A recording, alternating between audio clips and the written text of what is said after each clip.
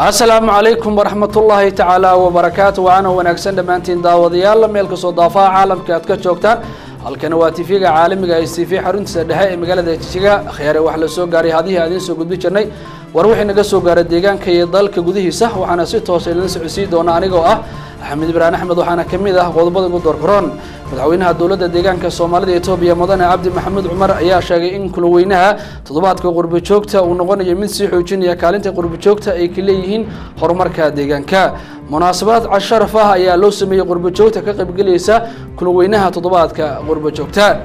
حفلة الوابل المرنية شغاله يوفر فرعونة كالين تورك جلي لنا عاشق وناجه أي كقب صونتي هول كشركة أي دجمة أي شعاع وضبط كلاء وقت حاضر كان نقصو جاري دلك جودي سواها وقدر كرون رئيس وزراء دلك إسرائيل أي عدي إن إثيوبيا كنت لابسته هرمر لنا يفر بدن تامرية وعندي بوصون وكرين مدعوينها دلك دكتور مولاد تشومها أي أو باقي مالغمينة رئيس إسرائيل إن ما جشان إثيوبيا وفائدة بدن أي كهلي دونان ما دام ودلك إثيوبيا اللي هي ساعتكم بنفرسمده دنك مالجشة عالمي خياري قضبضة سوحي أهين قضبضة قدر كورونا إما كان واحد أدير جرودان قضبضة يكوك لو دمسترين فافين تودا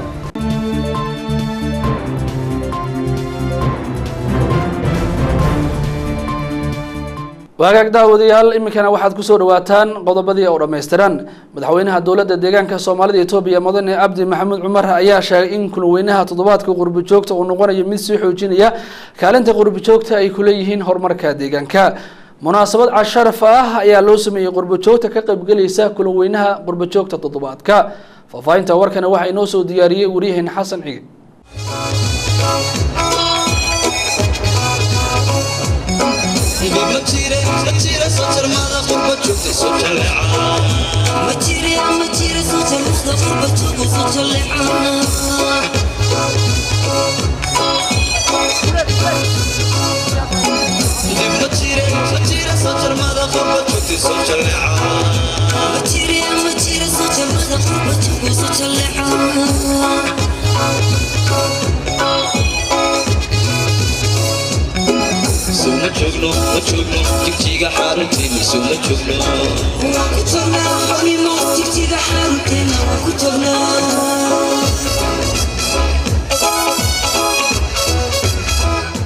مناسبة عشرة لوجو سو دوين ينك بدل لبا كوريا شن بقول قرب جوجو دولت ديجان كالصومالية إثيوبيا وتمدنا كقريب قلان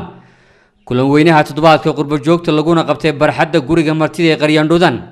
أيه واحد كقريب قلي مسؤولين الدولة دا أوجو هري مدحوينها دول ديجان كالصومالية إثيوبيا مدحوين عبد محمد عمر مدحوين كحجينا دا قولها وزير دا قرب جوجتها إيه قلبا فنانين تديجان كا مدحوينها دول ديجان كالصومالية إثيوبيا مدحوين عبد محمد عمر مناسبة عشرة فتاك هالله أيه قرب جوجتي كسوتشو وابتي باقي حكومة دوجوهم بليي وجنا مهد علي سفردي دا ديراي وسوق قلنا كسوق قيب قلنا كلن وينها تضبط كقرب جوجتا دمان قرب جوجتا كتمد دعالة الدنيا عشان تقارض الدنيا تمد ديجان كودي يودل كودي وحن لي هاي حنبليو بقى نبض كنت مادين آد باني سود ويننا آد باني شعلهاي والما سنتيننا كسو شوابتان يريتان كلا دين يري إنها تمادان ويلكم سود ولا لنا دمانتين رجيو دمربا رنيرة إيو أضي فاميلي دمان سود ولا لنا آد باني شعله مدحوين عبد محمد عمر يا حسين حفلة دنيتهاي مد قار أهو مركي وجوه الرئيس حكومة يقرب جوجتو يسكو ورئيسانيان يدو كلن كانوا سعون يمدو تضبع عشاء سيدو كلنا وكوصا بيج كلن وينها نحل لود بال دقي مناسبة عيد الفطر يدو اسكو صوبيج كلن وينها يولي عيد الفطر جناي هاين قرشان مرة رأي حكومة دو كبارن دكتي قرشان ما هين مد محان قرأي اسكاد عيوا مد هذا كور لقرشيي إن قرب جوجتو أي لا تكتو maalinta ciida dadkooda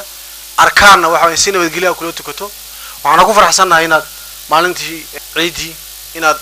si fiican shacabkiina ula tukateen isla markaana aad la qaybsateen maalinta farxadda aad baad maxaan ku raay idinka mahad celinayna madaxweynaha dowladda deegaanka Soomaaliya Itoobiya madaxweyne Cabdi Maxamed Cumar yaa salaan u diray qurbo joogii jeclaa inay ka qayb galaan kulan weynahan balse waqtigu aanu saamixin waxaan halka ka salaamayna oo kale qurbo joogta waqtigu aanu saamixin iyaguna inay yimaadaan jeclaa balse laakiin waqtigu uu saamixi waayay sababo kala gedisan awgeed iyagana waxaan leenahay xilliyada dambaad insha Allah ka qayb gali doontaan madaxweyne cabdi maxamuud cumar ayaa badhaamiyay in kulan weynahan si qoto dheer la iskugu wareysanayo sanooyinkii la soo dhaafay wixii qabsoomay waxaan qabsoomin kaalintii qurbo joogtu ku lahayn horumarka deegaanka iyo waliba hawlaha mustaqbalka in qurbo joogta iyo shacabku ay si deeply oo qoto dheer in waxa aan isla meel dhigno muddadii aan soo dhaafnay wixii noo qabsoomay waxaan qabsoomin sababahay ku qabsoomi waayeen kaalintii qurbo joogta laga rabay wixii aad ka soo baxdeen qodobada aydan ka soo bixin sababaha uga soo bixi weydeen kuwa dambe idin yeela saad uga soo bixi lahaydeen annaga waxa weeye shaqooyinka noo qabsoomin xilliyada dambe saan uga soo bixi lahayn iyadoo ay jiri doonaan 4 tartan oo qurbo joogta ay ku loolami doonaan oo isugu jira tartanka dhaantada su'aalo iyo jawaab maalgelinta iyo waliba samafalka waxaana xusid mudan la isku abaalmarin doono geel tiradiisu ay dhantahay 36 neef iyadoo abaalmarinta geel la isku abaalmarinayo ay durba soo jeetay qurbo jooga madaxweyne ku-xigeenka wasiirka xafiiska horumarinta beeraha iyo kheyraadka dabiiciga dowladdeegaanka Soomaalida Itoobiya Maro Sucaad Axmed Faarax ayaa sheegtay in xukuumaddu ku faraxsan tahay agaasimida kulan weynaha toddobaadka qurbo joogta golaha barxadda qaryandhoodaan ayaa waxaa xiise gaar ah u sii yeelay hobolada deegaanka oo hoose weji kasta ka hadlaya iyo waliba dhaantooyin dhididka ka qubay qurbo joogta ka qaadayay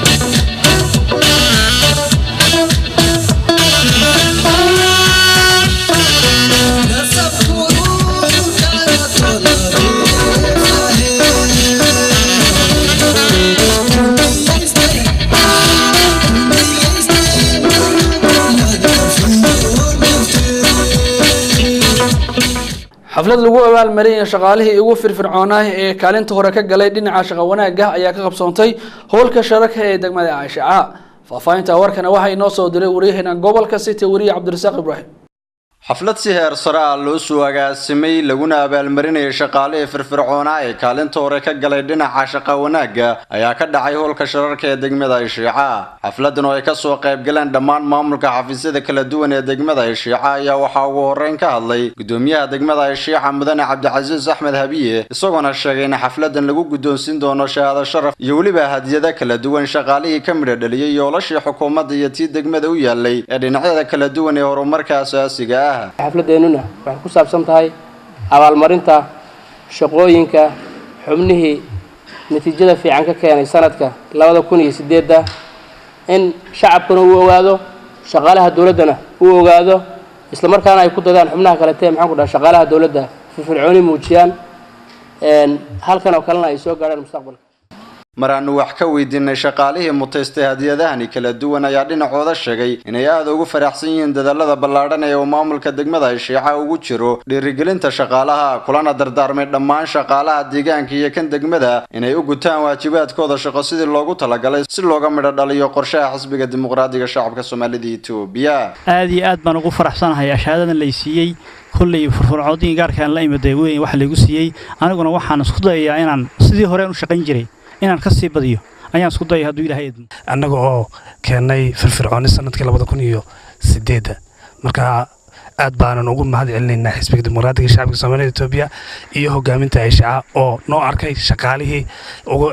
inay shaqadooda guteen abaalmarintiina na siiyay gabagabadii xafladani abaalmarinta shaqaalaha kaalmaha hore ka galay dhinaca shaqo wanaaga ayaa waxa uu gudoomiyaha degmadu gudoonsiiyay shahaado sharaf si ay u sii laba jibaaraan hawlaha shaqo ee u hayaan bulshada si looga midho dhaliyo qorshaha xukuumadda ee bulshada deegaanka looga saarayo saboolnimada laguna gaarsiinayo horumarada kala duwan Cabdirsaaq Ibraahim Claas Cabdirsaaq Daaja telefishinka caalamiga ee Soomaalida Itoobiya STV degmada Shiica ee gobolka City xafiiska arrimaha haweenka iyo caruurta ee degmada Erer ayaa gudoonsiiyay iskaashatooyin laga soo ururiyay qabalayaasha hoos yimaadaha degmada Erer isla markaasna gudoonsiisay makiinadaha dharka tola faafaynta warkani mar kale waxa inoo soo diray wariyahna gobolka City wariye Cabdirsaaq Ibraahim xukuumadda dawladda deegaanka Soomaalida Itoobiya oo xukuumad u taagan caawinta dhammaan shacabka ku dhaqan deegaanka ee baahiyaha kala duwan ee asaasiga ayaa sanadihii ugu dambeeyay qorsheysay shacabka deegaanka loo abuuro shaqo abuur iyadoo loo dhameystirayo dhammaan baahiyaadii ay ku shaqeysan lahaayeen hadaba xafiiska arrimaha haweenka iyo caruurta ee degmada Erer oo ka duulaya qorshaha xukuumadda ee ah in bulshada danyarta ah loo sameeyo shaqo abuur ayaa waxa uu ku wareejiyay iskaashatooyin laga soo kala xulay qabalayaasha degmada Erer 10 makiinadood oo ah makiinadaha dharka hadaba madaxafiisaadka arrimaha haweenka iyo caruurta ee degmada Erer oo aan wareysi la yeelanay markii ay ku wareejisay qalabkan iskaashatooyinkani ayaa sheegtay in ay aad ugu faraxsan tahay inay nasiib u yeelatay in makiinadahan ku wareejiso isla markaasna kula dardaarantay iskaashatooyinkani inay ilaashadaan qalabkani kana faa'iideystaan waxaan u wareejinayaa 10 iskaashato oo ka kala yimid qabalayaasha degmada Erer marka waxaan idin dardaarmayaa inaad ka faa'iideystaan kana shaqeystaan dhinacooda iskaashatooyinkii lagu wareejinayay makiinadahani dharka ayaa aad ugu mahad celiyay xukuumadda dawladda deegaanka Soomaalida Itoobiya gaar ahaan xafiiska arrimaha haweenka iyo caruurta ee degmada Erer taageerada isdaba jooga ay siinayaan bulshada iyagoo sheegay inay ka faa'iideysan doonaan qalabkani una ilaashan doonaan sidii loogu talagalay qalabkan waxaan u arkaa hadaan iskaashatooyinka degmada Erer inaanu ka faa'iideysan doono sababtoo ah ma aanaysanin hadda ka hor marka waan ku faraxsanahay sida uu noogu yeeray xafiiska haweenka hadaba taageeradani ayaan ahayn tii ugu horeysay ee uu xafiiska arrimaha haweenka iyo caruurta ee degmada Erer uu siiyo bulshada degmadaasi balse waa mid la garab taagan dhammaan caawinooyinka kala duwan ee sida ka wacyigelinta caadooyinka xunxun ee gudniinka fircooniga guurka degdega iyo waliba caawinaada kaleeta Cabdirsaaq Ibraahim Claas Cabdirsaaq Daaja telefishinka caalamiga ee STV degmada Erer gobolka City iminkana daawadayaal aynu gudubna qodobada kale ee naga soo gaaray dalka gudihiisa ra'iisul wasaaraha dalka Israa'iil ayaa cadeeyay in Itoobiya ku talaabsatay horumar dhinacyo fara badan taabanaya oo aan dib u soo laaban karin faafahinta warkana waxa inoo soo diyaariyay wariyahayna Bishaar Maxamuud Xasan ra'iisul wasaare Benjamin Netanyahu ayaa cadeeyay in Itoobiya ay horumar lixaad leh ku talaabsatay ra'iisul wasaaraha Israa'iil oo booqashadiisa wadamada Afrika ka tirsan ku marayay ayaa wuxuu khudbad dhaxalgal ah ka soo jeediyay mar uu la kulmay xubnaha golaha wakiilada shacabka Itoobiya isaga oo si cad u cadeeyay in Itoobiya ay ku talaabsatay horumar baaxad leh oo dhinacyo ballaaran leh Benjamin Netanyahu ayaa goobtaas ka cadeeyay in uu dalkiisu Itoobiya ka caawin doono waaxaha kala duwan duwan ee ay ka mid yihiin beeraha quwadda korontada sayniska iyo waaxaha caafimaadka isla markaana ay aad ugu hanwen yihiin ra'iisul wasaaraha oo khudbadiisii sii wata u cadeeyay xubnaha golaha wakiilada shacabka Itoobiya in uu aad ugu faraxsan yahay in uu noqdo ra'iisul wasaarihii ugu horeeyay ee Israa'iil ah ee Itoobiya soo booqda isla markaana uu rabo in uu marar kale oo badan Itoobiya booqasho ugu soo laaban doono Benjamin Netanyahu waxa kale oo carabka ku dhuftay in xiriirka walaaltinimada ee guyaal badan tirsaday ee labada dal leeyihiin waa mid mar kasta qalbiyada dadka reer Israa'iil aan ka bixin walaaltinimadoodu dhinaca kalena wuxuu hoosta ka xariiqay kana cadeeyay in Itoobiya Israa'iil ay iskaga mid yihiin dhinacyada taariikhiga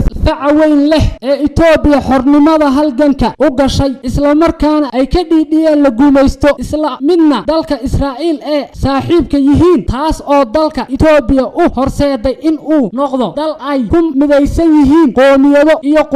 quruxdooda iyo jacaylkoodu yahay kuna faanayaan kala duwanaantooda mar uu ka warbixiyo ujeedada ugu muhiimsan ee safarka booqashada in ay tahay sidii iskaashiga midaysan lagu wada yeesho sida guulo degdeg ah looga keeni lahaa kama dambaystana oo argagixisada lagu soo afjari lahaa taas oo kuna tilmaamay arrin inoo wada taala sida ugu dhaqsaha badanna looga liib keeno mar uu ka hadlayay awoodda wadamada Afrika uu soo booqday cabirana wuxuu farta ku fiiqay in ay kalsooni iyo awood ay gelisay cudida awoodda ee ay leeyihiin wadamada ay Itoobiya ka mid tahay taas oo ra'iisul wasaare Benjamin Netanyahu xusay in ay farxad gelisay wada hadalkii midho dhalka ahaa ee ra'iisul wasaare Haile Mariam yeesheen dhinaca kalena waxa isna dhankiisa ku nuuxnuuxsaday afhayeenka golaha wakiilada shacabka mudane Abdulla Gamadu in ay faa'iido iyo khibrad ku dayasho leh u tahay Itoobiya iyo Israa'iil lana wadaagto dhinacyada beeraha sayniska tiknoolajiyada taas oo Itoobiya u sahlaysa in ay Itoobiya la safan doonto wadamada dhaqaalahoodu dhexdhexaadka yahay ee sanadka 2025 tirsiga taariikhda reer galbeedka isla markaana aan sii xoojin doonaan horumarka warshadaha iyo wax soo saarka casriga ah ee beeraha madaxweynaha dalka Dr. Mulatu Teshome ayaa ugu baaqay maalqabeennada reer Israa'iil in ay maalgashadaan Itoobiya taas oo faa'iido badan ay ka heli doonaan maadaama dalka Itoobiya leeyahay saacad ku habboon farsamadaha maalgashiga caalamiga ah faafahinta warkani waxay noo soo diyaariyay wariye Jamaal Axmed madaxweynaha dalka Dr. Mulatu Teshome ayaa sheegay in Itoobiya ay tahay wadan ku habboon maalgashiga oo faa'iido badan u leedahay maalqabeennada Israa'iil in ay maalgashiga ka qayb qaataan madaxweynaha dalka oo xafiiskiisa ku qaabilay ra'iisul wasaaraha Israa'iil oo booqashadiisii rasmiga ah ku yimid dalka isla markaana wada hadallo la yeeshay madaxweynaha ayaa wuxuu u cadeeyay ra'iisul wasaare Benjamin in maalqabeennada maalgeliyaasha reer Israa'iil ay macaashiyo badan ka heli doonaan maadaama ay Itoobiya leedahay fursado maalgashiyada caalami ku habboon wuxuu madaxweynuhu sidoo kale ugu baaqay maalgeliyaasha reer Israa'iil in ay ka qayb qaataan fursadaha ahmiyadda ballaaran leh ee maalgelinta Itoobiya ka bannaan kala qayb qaataan dadaalada sida cad la xaqiijiyay ee Itoobiya la safarayso wadamada dhaqaalahoodu dhexdhexaadka yahay waxa isna dhankiisa xusay ra'iisul wasaaraha Israa'iil in dalkiisa iyo Itoobiya ay leeyihiin oo ay wadaagaan taariikh iyo dhiig walaaltinimo oo sanado badan soo jireen ah iyo iskaashi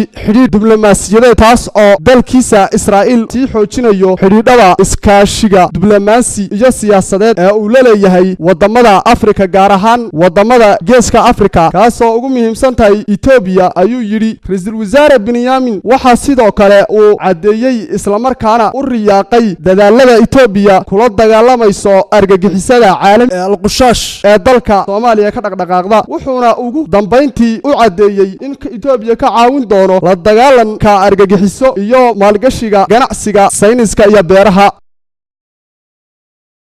ra'iisul wasaaraha dalka Israa'iil Benjamin Netanyahu ayaa dhameystay booqashadii uu ku joogay dalka isagoona dib ugu laabtay dalkiisii faafahinta warkani waxay noo soo diyaariyay wariye Jilaani Cabdinuur ra'iisul wasaaraha dalka Israa'iil oo booqashadiisii uu ku joogay dalka Itoobiya dhameystay ayaa dib u laabtay mas'uuliyiinta sarsare ee dalka ayaa munaasabad sagootin ah ugu sameeyay gegida diyaaradaha caalamiga ah ee Bole International Airport ra'iisul wasaare Benjamin Netanyahu ayaa booqashadiisan labada beri uu dalka ku joogay ay Itoobiya kala saxiixdeen heshiisyo iskaashiyo dhinacyo badan leh ah oo waxa kala gadisan ku qotoma waxa uu sidoo kale warbixin dheer ka jeediyay tegey guriga golaha wakiilada shacabka wuxuu sida oo kale booqday muusiyamka qaranka dibna uu dib ugu duulay dalkiisii